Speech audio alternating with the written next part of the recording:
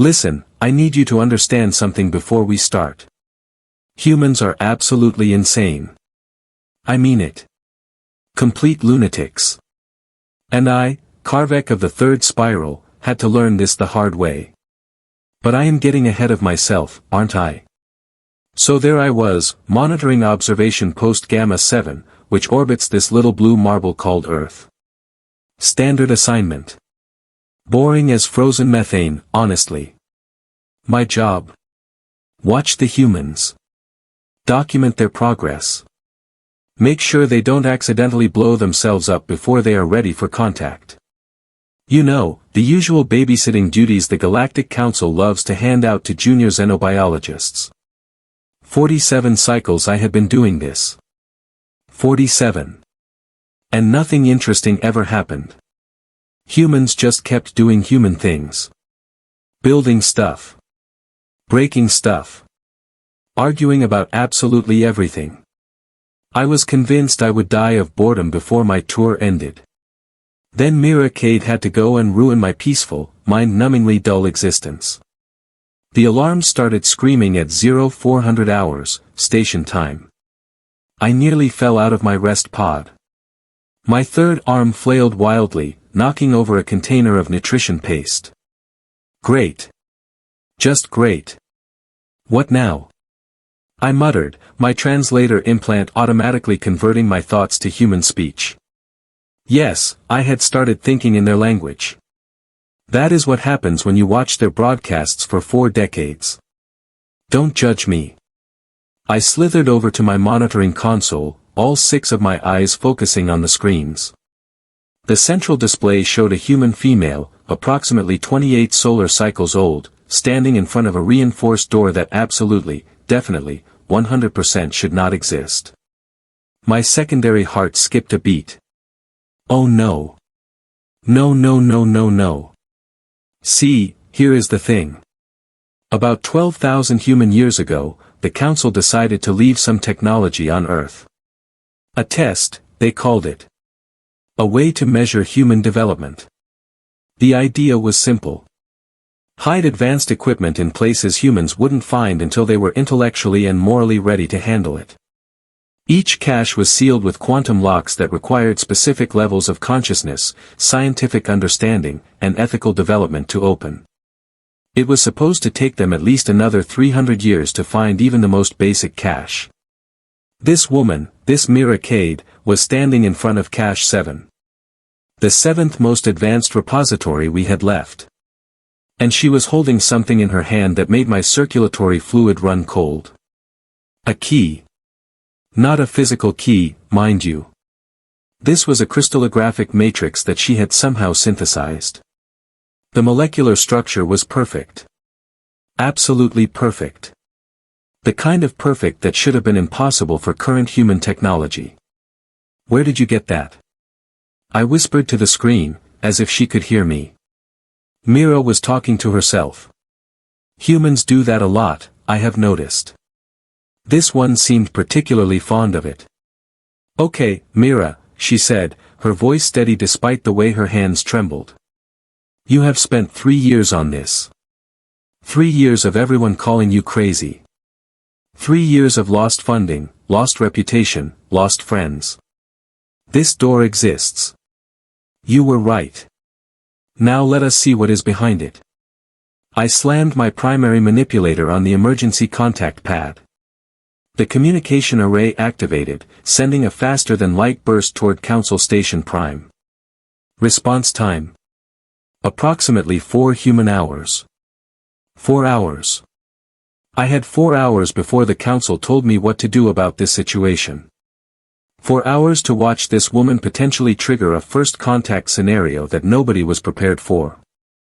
Do not do it, I begged the screen. Just walk away. Go have some of that coffee you all love so much. Watch your cat videos. Anything but this. She did not walk away.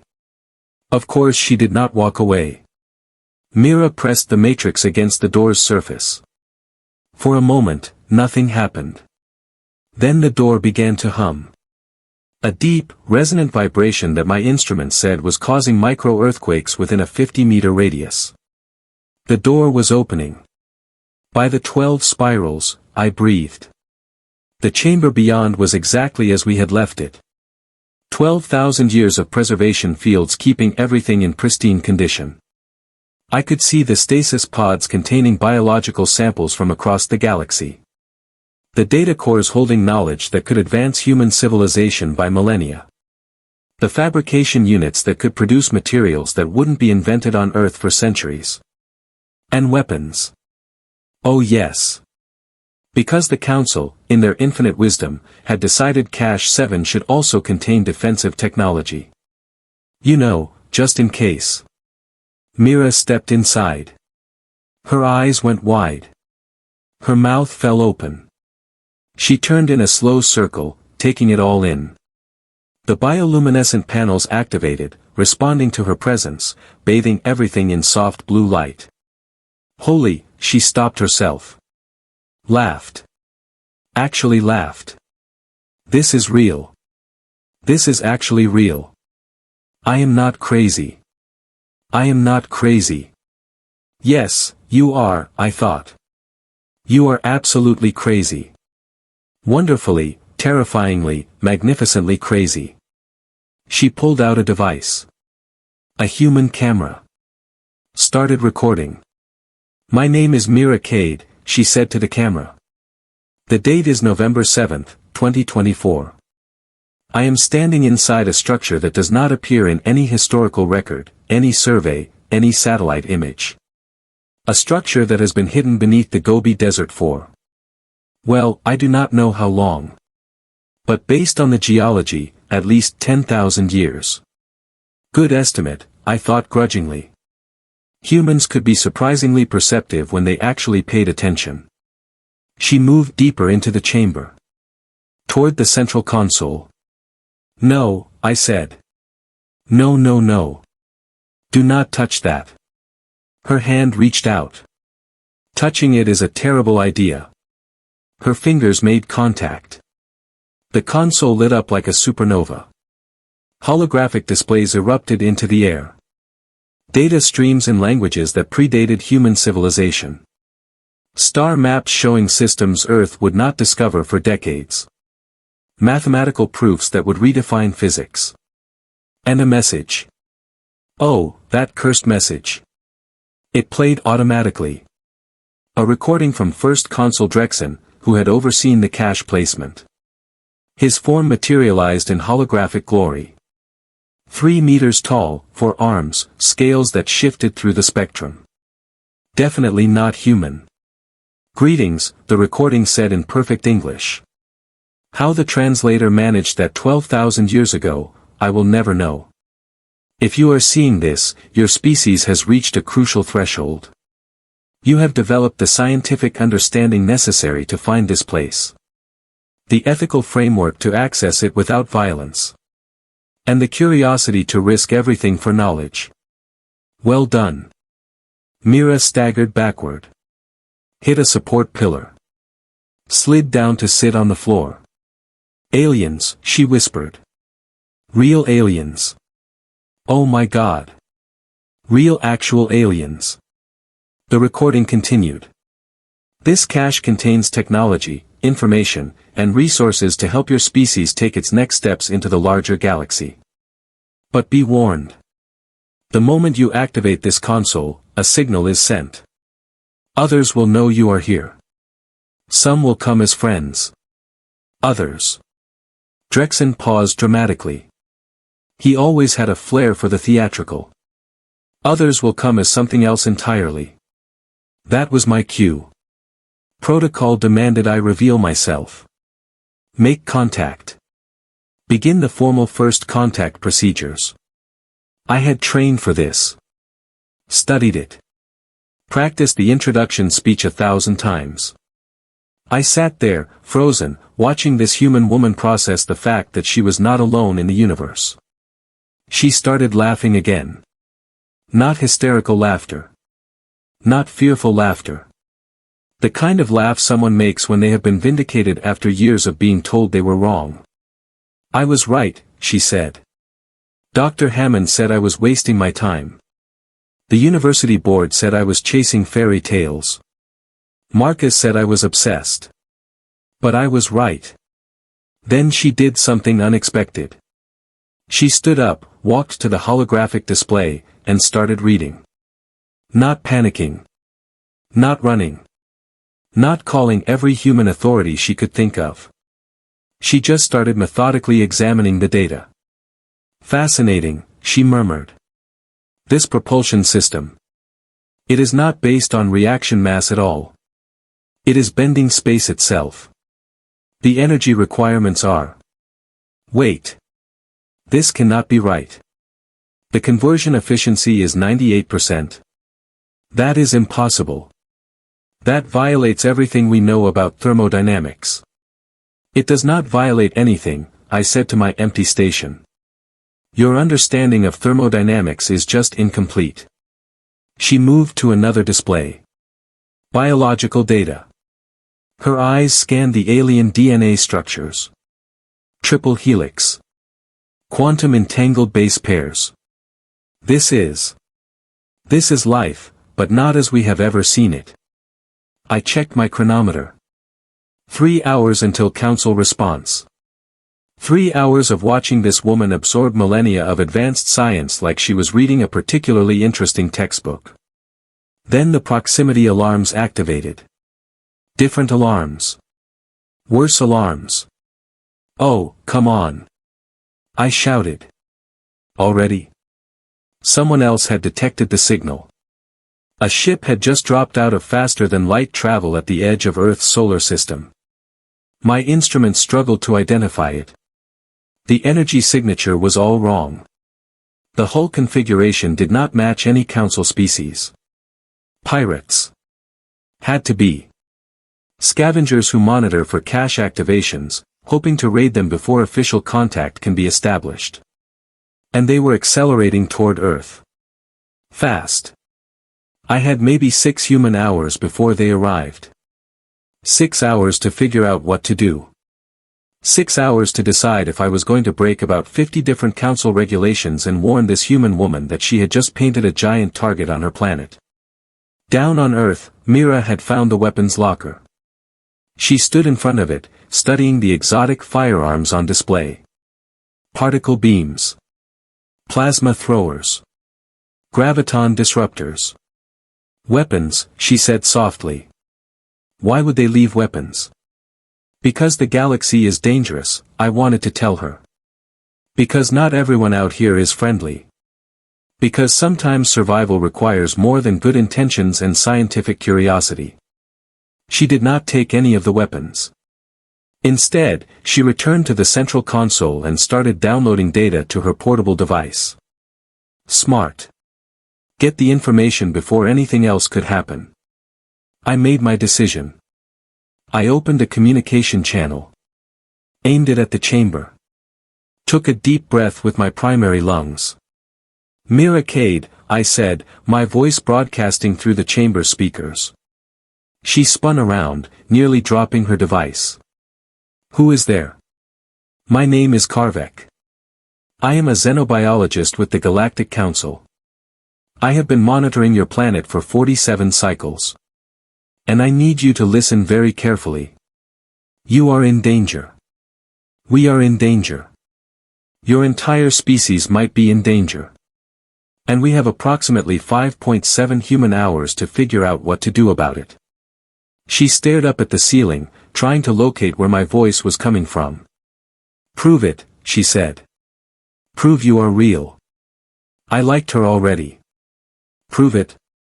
I repeated, genuinely impressed by her composure. You are standing in a 12,000-year-old alien facility, looking at technology that should not exist, after watching a holographic message from a 3-meter-tall scaled being, and you want proof that I am real? Yes, Mira said firmly. For all I know, this is some elaborate test. Or a government psychological operation. Or I am having a very detailed hallucination. So prove it. Smart. Skeptical. I was starting to understand why she had been the one to find Cache 7. Fine, I said. Look at your device. The one you are using to download data. She glanced down at the tablet in her hands. Check your download speed. Her eyes narrowed. She tapped the screen a few times. Then her face went pale. That is impossible. I am downloading at 500 terabytes per second. My device cannot even process data that fast. Your device cannot, I agreed. But I am buffering it through my systems and compressing it in real time. You will find the decompression algorithm in the file labeled Start here. You are welcome, by the way. She blinked. Twice. Okay. So you are real. You are actually real. There is an alien talking to me right now. Technically, I am talking at you. You are several light minutes away. But my communication system accounts for lag, so this conversation should feel natural. Mostly. Right. Naturally. She laughed again, that same slightly unhinged sound. I am talking to an alien. A real alien. Named Karvek. This is the best day of my life. It might also be the last day of your life, I said bluntly. Which brings me back to the danger part. Did you understand what the recording said? About others coming? I understood. Some friendly. Some not. She looked around the chamber again. How much time do we have? 5 hours now. Maybe less if they have better engines than I think. They. She caught that immediately. Who exactly is coming? I pulled up the sensor data and transmitted it to the chamber's display systems. A three-dimensional representation of the approaching ship materialized in the air. Sleek. Angular. Covered in what looked like scavenged armor plating. I do not know specifically, I admitted. The ship configuration does not match any registered council vessel. The energy signature suggests illegal modifications. Possibly raiders. Possibly worse. Mira studied the image, her scientific mind already working. What do they want? The cash. You. The technology. All of it. I paused. Cache 7 contains some extremely valuable items. The biological samples alone would sell for enough credits to buy a small moon. The weapon systems would make someone very dangerous very quickly. And you. I hesitated. You have value too. As what? A specimen? As proof. Proof that humans have reached cache access level. That makes your species valuable to some parties. Dangerous to others. Interesting to everyone. She processed this with remarkable calm. So what do we do? We. She said we. Not you. Not they. We. Humans. They meet their first alien intelligence and immediately assume partnership. No wonder the council was worried about them. We have options, I said. Option 1. You leave immediately. Seal the cache behind you. Pretend this never happened. The raiders will find an empty chamber and eventually leave. That is a terrible option. I agree. Option 2. You take what you can carry and run. Hide. Let me deal with the diplomatic fallout. Also terrible. Yes. Option 3. I paused. We defend the cache. Silence. Long silence. You want me to fight aliens, Mira said slowly. With alien weapons. That I have never used. Against enemies I have never seen. In the next 5 hours. When you say it like that, it sounds ridiculous. It is ridiculous. Do you have a better idea? She thought about it. I could almost see the calculations running behind her eyes. Risk assessment. Probability matrices. Potential outcomes. Yes, she said finally. Yes, I do. We call for help. Help? From whom? The council response team will not arrive for days. Your own government does not even know this place exists. Not the council. Not my government. She smiled. The internet. I felt my primary brain struggle to process that. You want to use your primitive information network? Primitive? She actually sounded offended. Do you have any idea how many humans are connected right now? Billions. Billions of people who love exactly this kind of thing. First contact. Alien technology. Impending invasion. This is every science fiction fan's dream scenario. You want to crowdsource a planetary defense? Why not? I am one person. I found this place through collaboration. Scientists sharing data. Amateur archaeologists comparing satellite images. Programmers writing analysis software. Humans are really good at working together when something interests us. Or terrifies you. Same thing, really. She was already moving, setting up her camera. Here is what we do. I go live. Show them this place. Show them the threat. Ask for help. Someone out there will have ideas. Resources. Connections. That violates about 30 different first contact protocols. Good thing I never signed up for your protocols. She pointed the camera at herself. Are you going to help me or not? What could I do? The council was still hours away from responding. The raiders were getting closer.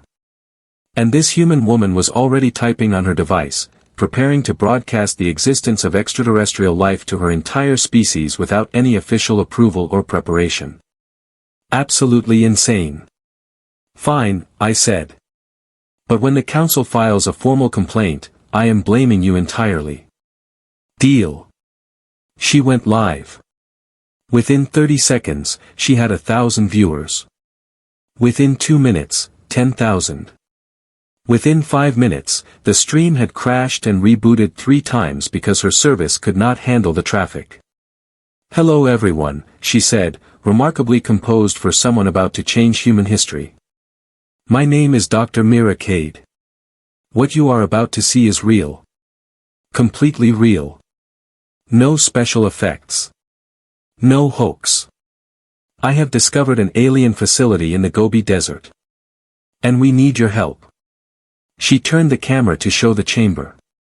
The technology. The displays. The holographic star maps still floating in the air. The viewer count exploded. 50,000. 100,000. News organizations were already picking up the feed. Interesting strategy, I admitted. Witnesses. If something happens to you now, millions will know about it. Exactly. She addressed the camera again. I am also being assisted by Karvek, a xenobiologist who has been monitoring Earth. Karvek, would you like to say hello? Absolutely not.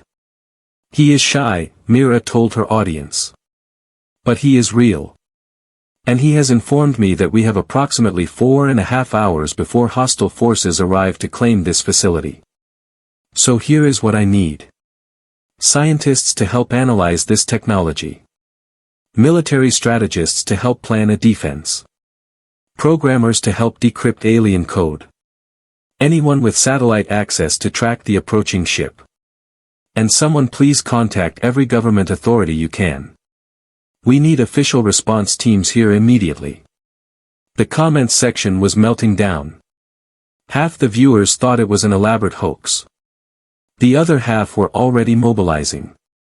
I watched in fascination as humans began self-organizing. Discord servers appeared. Subreddits formed. People with relevant expertise started identifying themselves. A user named QuantumJess posted, I work at CERN. Those particle signatures matched theoretical models for exotic matter manipulation. This is real. Another user, Call Me Colonel, wrote, Retired Air Force. Already made calls. You will have military presence within 2 hours. Someone with the handle Satellite Geek posted coordinates and orbital tracking data. Confirmed unusual object entering solar system. Trajectory matches described threat. This is madness, I said.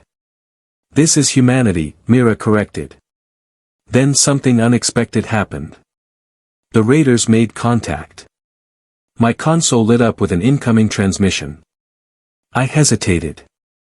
Protocol said I should not respond. Protocol said a lot of things. I accepted the transmission. The face that appeared on my screen made my circulatory fluids freeze. Not a pirate. Worse. Karvek, the being said. My translator identified the species immediately. Vraxian. A species the Council had banished 2 centuries ago for repeated violations of sentient rights protocols. Commander Thex, I replied, keeping my voice steady. This is Council-protected space. You are in violation of 53 different treaties. The Council is not here, Thex replied, his mandibles clicking with amusement. But I am. And I want that cash. It has already been claimed. First contact protocols are in effect. By whom? That primitive human. She does not count. I felt something unexpected. Anger. Hot, burning anger. She found it. She opened it. She has every right to it. Rights? Thex laughed. The strong take what they want. That is the only right that matters. Tell the human to leave. I will be there in 3 hours. If she is still present, I will take her too. Human specimens sell well in certain markets. The transmission ended. I sat there, processing what had just happened. A Vraxian commander had just threatened a human under my protection. Had just threatened to engage in sentient trafficking. Had just made this entire situation exponentially worse. Mira, I said. I heard, she replied. She had patched into the transmission. So did everyone watching. About 2 million people just heard an alien threaten to kidnap me. The internet is losing its mind. This is serious. I know. Which is why we need to accelerate our timeline. She turned back to the camera. You all heard that.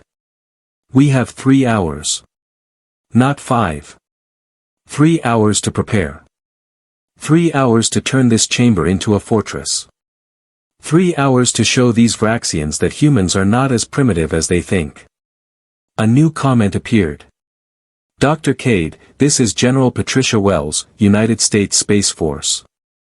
We are mobilizing everything we have. Hold that position. Help is coming.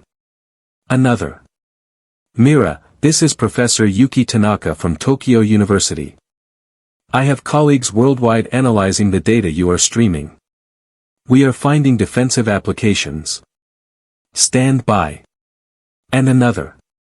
Dr. Kade, this is pretty much every hacker collective you have never heard of. We are going to make sure your stream never goes down. The whole world is watching. Stay strong. I watched as humanity rallied. Military forces from a dozen nations began converging on the Gobi Desert. Scientists collaborated in real time, analyzing alien technology. Programmers worked to interface human systems with alien systems. Civilians organized supply chains, medical teams, communication networks. It was chaotic. Inefficient. Absolutely insane. It was also working. Karvek, Mira said. Can you teach me to use one of those weapons? In 3 hours? Impossible. Then give me the abbreviated version. Point and shoot instructions. It is not that simple. The weapons are biometrically locked. They require genetic authorization. So unlock them. I cannot. Not remotely. Someone would need to access the security protocols directly from inside the cache. Mira smiled. Good thing I am inside the cache. She walked to the security console. I guided her through the process. Override codes. Genetic sampling. Authorization protocols. Every step was technically illegal. Every step was absolutely necessary. The weapons unlocked. Mira picked up a plasma rifle. Tested the weight. How do I aim this thing? Neural interface. Think about your target. The weapon does the rest. You are kidding. I rarely kid about weapon systems. She closed her eyes. The rifle hummed to life. A targeting reticle appeared in her vision, transmitted through subdermal implants that the weapon had automatically activated. Oh, she said. Oh, that is incredible. Do not get too excited. You still need to practice.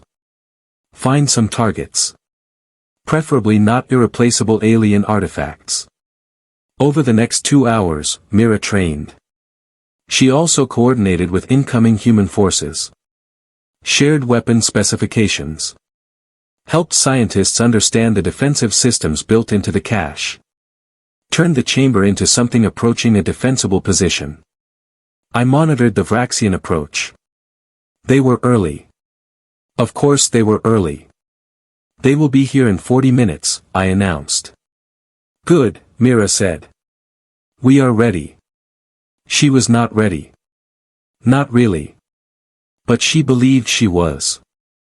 And surrounded by millions of watching humans, coordinating with military forces, armed with technology she barely understood, Mira Kade prepared to defend her discovery. I opened a channel to Council Station Prime. My supervisor's face appeared. Karvek, what have you done? My job, I said. I protected a developing species from hostile forces. I facilitated first contact under emergency conditions. And I followed my conscience. This will have consequences. I certainly hope so.